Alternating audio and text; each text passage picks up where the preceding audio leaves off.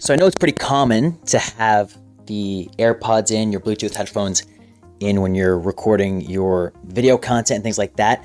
Usually, it's not that good of an audio source. However, I'm gonna give you a quick tip before I get into the topic of today's video. And that quick tip is to, if you're gonna use the AirPods, Bluetooth headphones, as your audio source and also your microphone on your podcast, that I highly recommend you use the software called Descript.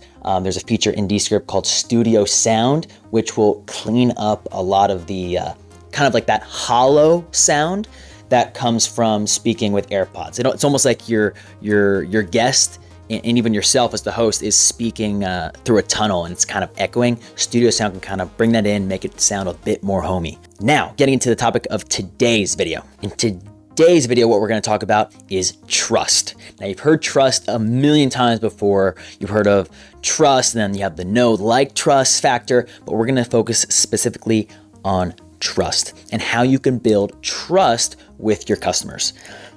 And why this video is even coming to fruition today is that it has to do with how do you balance being polite with your customers and also holding them accountable for what they agreed on doing.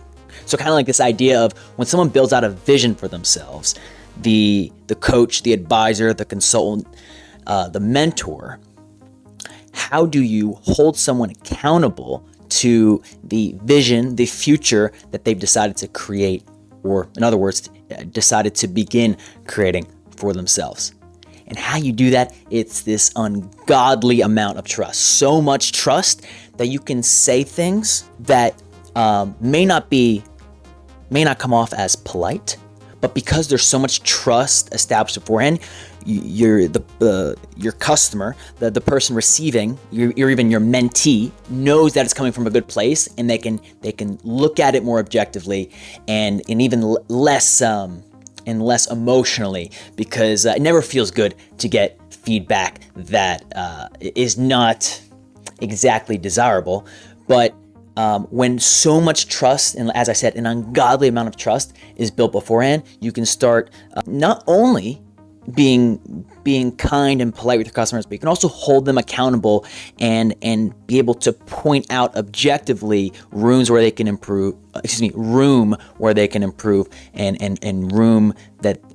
the room they have to grow. So I'm gonna wrap this video up for today. I hope you enjoyed the tip that I let you in on at the beginning of the video, and then also the bigger theme that we were talking about today about trust. My name is Randy Splain. I hope you enjoy this one, and I'll be talking with you in the next one.